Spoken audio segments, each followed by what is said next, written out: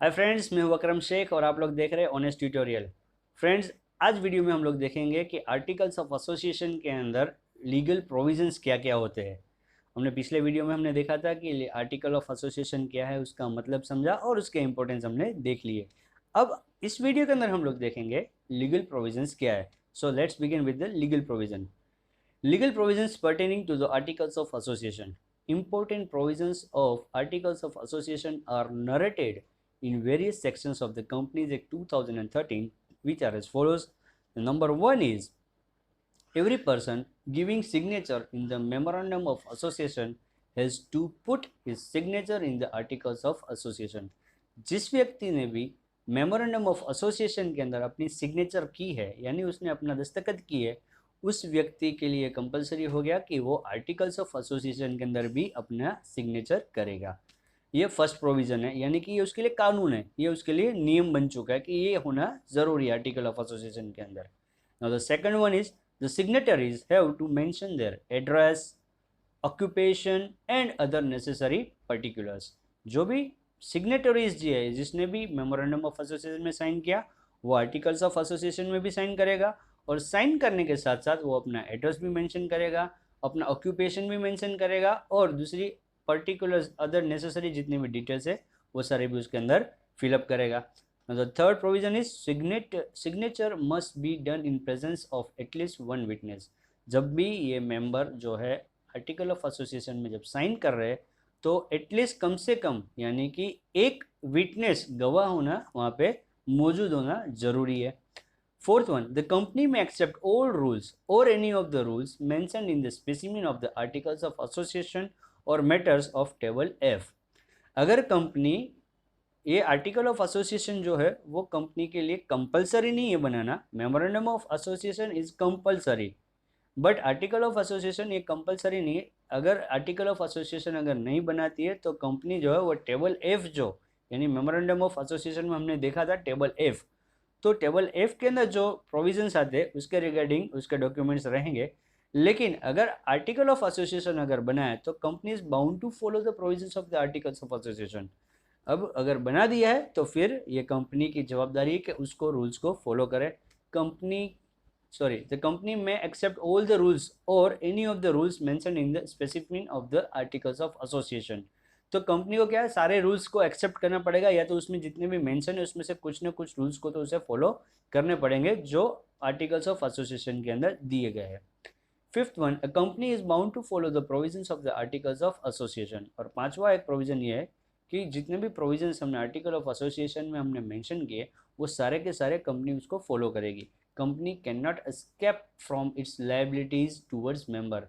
और कंपनी ये इस चीज़ से छूट नहीं सकती है, भाग नहीं सकती है कि भाई ये हमारी जवाबदारी है, यानी कि ये उसकी मेंबर्स के प्रति उसकी जवाबदारी है, तो उस जवाबदारी से वो भाग नहीं सकती है। Now, the next one is the Article of Association must not contain any provision contrary to the Memorandum of Association। यानी article of association memorandum of association के जो मेरे जो ऑब्जेक्टिव्स और सब कुछ है उससे कुछ भी कॉन्ट्रैक्शन यानी कि उससे कुछ भी अलग हटके कोई चीज़ नहीं होनी चाहिए।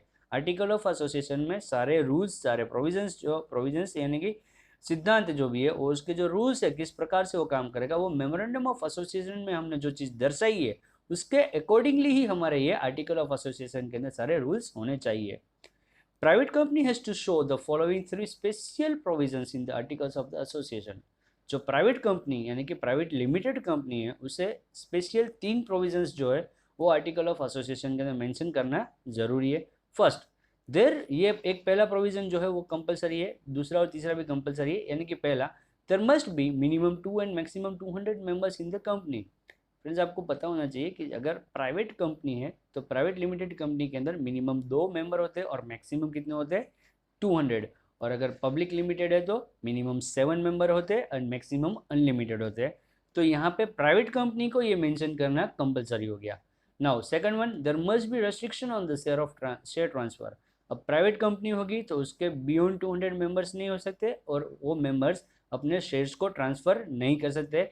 Public company can transfer their share, तो वहाँ पे पब्लिक कंपनी में मेंबर्स शेयर को ट्रांसफर कर सकते, तो वो मेंशन करने की ज़रूरत नहीं है। लेकिन प्राइवेट कंपनी के अंदर ये रूल होता है, तो ये रूल को हमें इसमें मेंशन करना पड़ेगा कि प्राइवेट लिमिटेड कंपनी है तो उसका कोई भी मेंबर अपने शेयर्स को ट्रांसफ़र नहीं कर सकता है। ये इसको दर्ज करना कंपलसरी हो गया। And the third one is the company must not invite the public to purchase its own share. Public company होगी तो वो पब्लिक को इनवाइट करेगी अपने शेयर्स को सब्सक्राइब करने के लिए, लेकिन प्राइवेट लिमिटेड कंपनी है वो पब्लिक को इनवाइट नहीं कर सकती, वो अपने जो मेंबर्स है वो मेंबर्स को ही इनवाइट कर सकती। तो ये भी उसे रूल में मेंशन करना पड़ेगा कि हमारी कंपनी जो है वो पब्लिक को इनवाइट नहीं करेगी हमारे शेयर्स को खरीदने के लिए। तो ये तीन जो मेन जो स्पेशल प्रोविजंस जो है वो सिर्फ प्राइवेट कंपनी के लिए है और ये उनको करना कंपलसरी है। नेक्स्ट जो प्रोविजन है वो क्या है, the law must presume that every person related to the company is aware about the articles of association of the company. तो ये लॉ से हम लोग ऐसा एक अंदाज़ा लगा सकते हैं कि जितने भी पर्सन कंपनी के साथ रिलेटेड है is aware about the articles of the association, यानी वो सबको जानकारी है कि आर्टिकल ऑफ एसोसिएशन के अंदर क्या हमारे रूल्स है।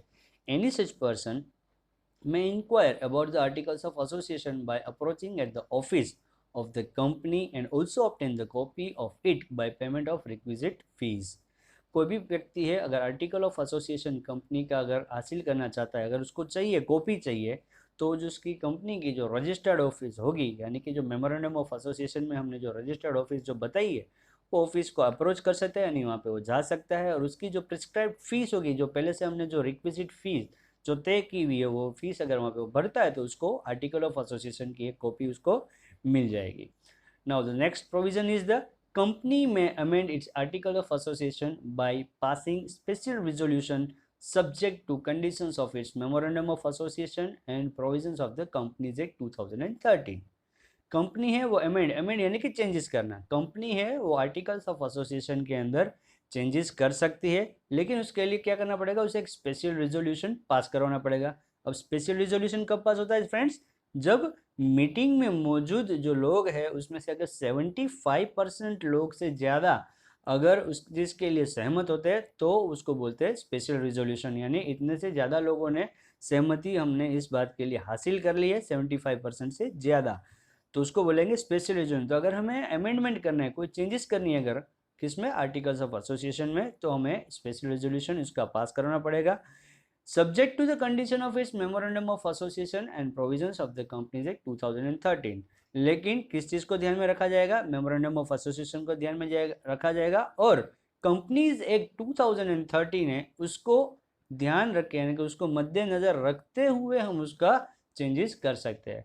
और नेक्स्ट जो है हमारा वो क्या है, articles of association must contain the affidavit of the person mentioned as the first promoters containing the statement to the effect that they are not found guilty for any offense relating to the establishment, incorporation or administration of the company। articles of association के अंदर ये लिखना compulsory must contain यानी कि ज़रूरी है that affidavit of the person, affidavit यानी कि उसकी बांहेधरी चाहिए, उसने उस चीज़ के लिए बोलते ना कि हाँ ये 100% की मैं इसकी जवाबदारी लेता हूँ। Affidavit of the person mention as the first promoter, जिसने एक कंपनी का प्रमोटर, इनकॉर्पोरेशन ऑफ कंपनी के अंदर हमने देखा था कि प्रमोटर कौन होता है, उसके एक वीडियो में हमने देखा है। तो जो फर्स्ट प्रमोटर जो है वो क्या देगा, स्टेटमेंट देगा to that effect that they are not found guilty, पर उसे किसी प्रकार का ऐसा कोई अफसोस नहीं है for any offence relating to the establishment, के अगर मैं कंपनी को अगर खड़ा करता हूँ तो उसके रिलेटेड मुझे किसी प्रकार का कोई गिल्टी नहीं है, मुझे कोई अफसोस नहीं है, इसका इनकॉर्पोरेट कर रहा हूँ, इसको मैं शुरू कर रहा हूँ और एडमिनिस्ट्रेशन ऑफ द, इसकी पूरे एडमिनिस्ट्रेशन कंपनी का जो कर रहा हूँ मैं, बराबर, यानी कि शुरुआत कर रहा हूँ मैं और इसका पूरा एडमिनिस्ट्रेशन का मैनेजमेंट करना है कंपनी का, इस सारी चीज़ों में मुझे किसी भी प्रकार का गिल्टी नहीं है, मुझे किसी भी प्रकार का अफसोस नहीं है, ऐसा है वो एक एफिडेविट देगा। ये आर्टिकल ऑफ एसोसिएशन के अंदर उसे मेंशन करना ज़रूरी है। तो फ्रेंड्स ये सारे जो 10 पॉइंट्स जो आए वो हमारे थे, क्या थे, प्रोविजंस थे कि आर्टिकल्स ऑफ एसोसिएशन अगर हम लोग बनाते हैं कंपनी का तो उसके अंदर इतनी चीज़ें तो मेंशन करना ज़रूरी हो गया है। तो उम्मीद करता हूँ फ्रेंड्स आप लोगों को ये प्रोविजंस जो थे आर्टिकल्स ऑफ एसोसिएशन के वो समझ में होंगे। अब हम लोग देख लेते हैं यहाँ पे contents of articles of association. Articles of association के अंदर क्या क्या चीज़ मेंशन होती है। So generally, the articles of association contains the following particulars. If any primary agreement have been entered into or not, if so the same have been accepted or not, अगर कोई हमने पहले से अगर कोई एग्रीमेंट बना के रखा है तो उसे हम लोग इसमें लेंगे या नहीं लेंगे। If so the same have been accepted or not, और अगर पहले से बना के रखा है तो हम उसको एक्सेप्ट करेंगे या नहीं करेंगे, ये इसमें मेंशन करना ज़रूरी है। The number of shares in the face price therefore, यानी हम कितने कंपनी में हम लोग कितने शेयर्स हम लोग इश्यू करेंगे और उसकी फेस प्राइस क्या होगी, यानी उसकी मेन जो प्राइस होगी शेयर की वैल्यू कितनी रहेगी, वो हमको पहले से मेंशन करके रखना है। Rules related to the share installments, अगर हमें शेयर्स के अगर इंस्टॉलमेंट में अगर हमें पैसे मंगवाने तो उसके रिलेटेड जो रूल्स पे हमको बनाने हैं वो भी पहले से बनाने पड़ेंगे कि भाई हम लोग 2 इंस्टॉलमेंट में मंगवाएंगे पैसे या 3 इंस्टॉलमेंट में हम लोग पैसा मंगवाएंगे।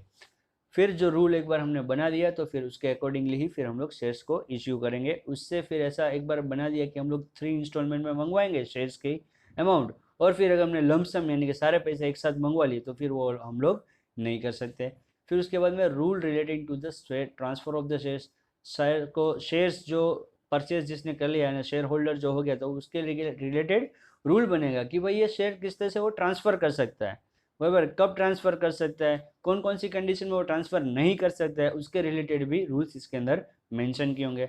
The lien of the company about the value of the unpaid shares, बराबर अनपेड शेयर्स यानी कि जो शेयर किसी को यानी कि अलॉट तो हो चुका है लेकिन अभी तो उसके पेमेंट नहीं किया है तो लीन करेगा, यानी कि उसको रोक दिया जाएगा, उसके शेयर्स दे वो किसी को तब तक ट्रांसफ़र नहीं कर पाएगा जब तक उसका पूरा पेमेंट नहीं कर सकता, तो उसका रूल भी यहाँ पे मेंशन करना पड़ेगा।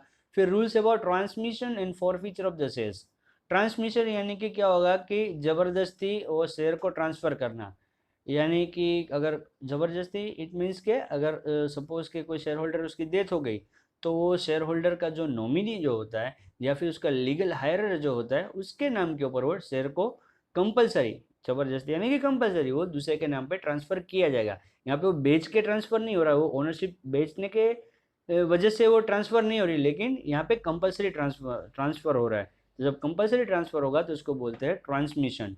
एंड फॉरफीचर ऑफ शेयर, अगर कोई बंदा शेयर होल्डर है अगर वो उसके टाइम पे अगर पेमेंट नहीं करता है तो उसको क्या कितना टाइम दिया जाएगा उसको पेमेंट करने के लिए, फिर उसको कितनी बार उसको नोटिस दी जाएगी, और नोटिस के देने के बावजूद भी अगर उतने टाइम में अगर वो पैसा नहीं भरता है तो फिर उसने जो शेयर की जो ऑलरेडी कीमत भर चुका है वो सारे कंपनी उसके जब्त कर लेगी और उसके शेयर्स भी अब वो उसको नहीं मिलेंगे। तो इसके रिगार्डिंग भी रूल्स जो है वो आर्टिकल्स ऑफ एसोसिएशन के अंदर दिया होगा। फिर उसके बाद the number of the member in a company with unlimited liability and the capital invested in it, फिर कितने मेंबर्स है जिनकी लायबिलिटी जो है वो अनलिमिटेड होगी और उन्होंने कितना कैपिटल इस कंपनी के अंदर इन्वेस्ट किया है वो भी इसमें मेंशन करेंगे। Restriction on transfer of share in private company, फिर जो कंपनी पब्लिक लिमिटेड बन चुकी है यानी पब्लिक लिमिटेड कंपनी जो बन चुकी है तो वो ट्रांसफ़र नहीं हो सकती है प्राइवेट कंपनी के अंदर, वो तब्दील नहीं हो सकती, उसका भी रूल इसमें मेंशन करना पड़ेगा। फिर rules related to the general meeting, general meeting जो होगी तो उसके रिलेटेड बताया जाएगा कि भाई जनरल मीटिंग कितने समय के अंदर होगी, साल में कितनी बार होगी, उसके बारे में भी पूरा यहाँ पे रूल्स यहाँ पे मेंशन किए होंगे। फिर rights and duties of the board of directors, rights यानी कि क्या अधिकार है, ड्यूटीज़ क्या उसको काम करना है बोर्ड ऑफ डायरेक्टर को वो भी मेंशन करेंगे। And rules related to the dividend, और अगर कंपनी का जो प्रॉफिट कमा रही है वो प्रॉफिट में से कितना डिविडेंड अपने शेयर होल्डर्स को वो देगी वो भी इसके अंदर मेंशन किया जाएगा। तो उम्मीद करता हूँ फ्रेंड्स कौन कौन से कंटेंट है हमारे इसके अंदर इंक्लूड करते हैं वो आपको समझ में आए होंगे। अगर ये वीडियो आपको अच्छा लगा है तो आपके रिव्यूज़ मुझे कमेंट के जरिए भेजिए, और अगर कोई डाउट है तो आपका क्वेश्चन भी मुझे कमेंट के जरिए भेज सकते हैं। मेरा वीडियो अगर आप लोग फर्स्ट टाइम देख रहे हैं तो मेरी चैनल को सब्सक्राइब करना न भूलें, और भी ज़्यादा अपडेट्स के लिए 11th और 12th गुजरात बोर्ड के अकाउंटेंसी SPCC और OCM सब्जेक्ट के वीडियोज़ के लिए मेरी चैनल को सब्सक्राइब कीजिए friends. Okay friends, bye bye, take care.